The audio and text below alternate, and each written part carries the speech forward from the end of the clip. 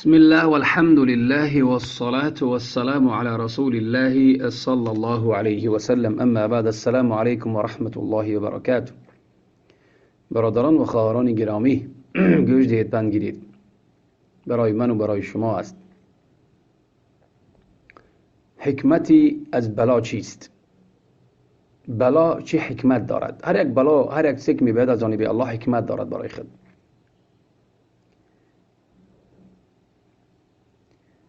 امام ابن قیم رحمت الله علیه می فرماید که والله سبحانه یبتلی عبده لیسمع شکواه و تضرعه و دعاه. الله عز و جل مبتلا میکند بندشه، چی نمود بلای نباشد، در نفس شد، در مال شد، فرزند شد. برای چی مبتلاش میکند؟ برای بشنود شکایت شه. ای شکایت کند به الله، شکایت به الله میکنی. شکایت به غیر الله چی است؟ مذلت است، پستی است. و زاری او را بشنود و دعای او را بشنود. الله برحمق انسان مسلمانی چرا مبتلا میکند که شکایت شه بشنود، به الله شکایت کند که مرا شفا بخش، و خاری و زاری شه و دعا شه. وقد ذم سبحانه من لم يتضرع إليه ولم يستكن له وقت البلاء. و الله میگوید که الله عز و جل ملامت و مذمت کرده است کسی که به الله خاری نمیکند، زاری نمیکند در وقت دعاش،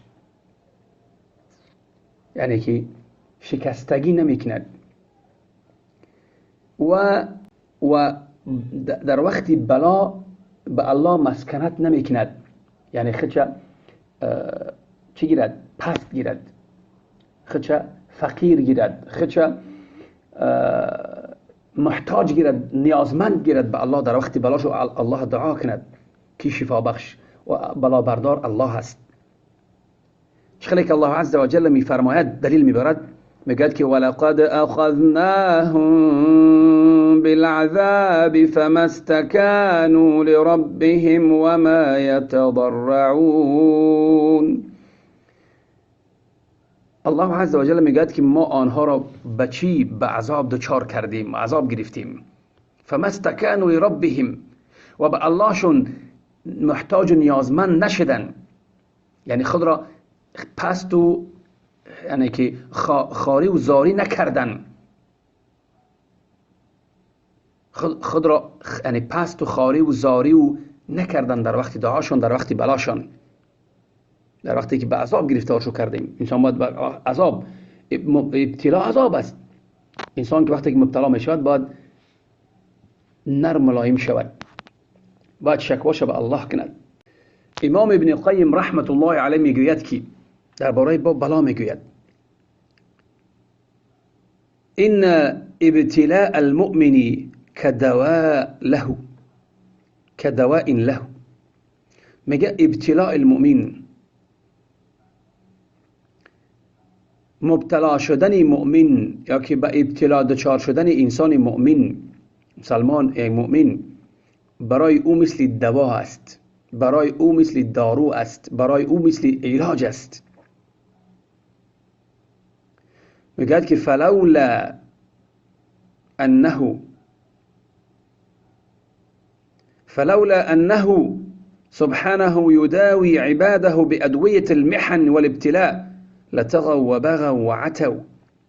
اگر الله عز و جل آنها را بندهاش تبابت نمی کرد با داروهای سختی و ابتلا، با داروهای محن سختی، مصیبت، ابتلا، سنجش، اگر آنها را به همین داروگی و تبابت نمی کرد، پس سبب چی می شد؟ لطغوا، طغیان می کردن، سرکشی می کردن، یکروی می کردن، طغیان می کردن.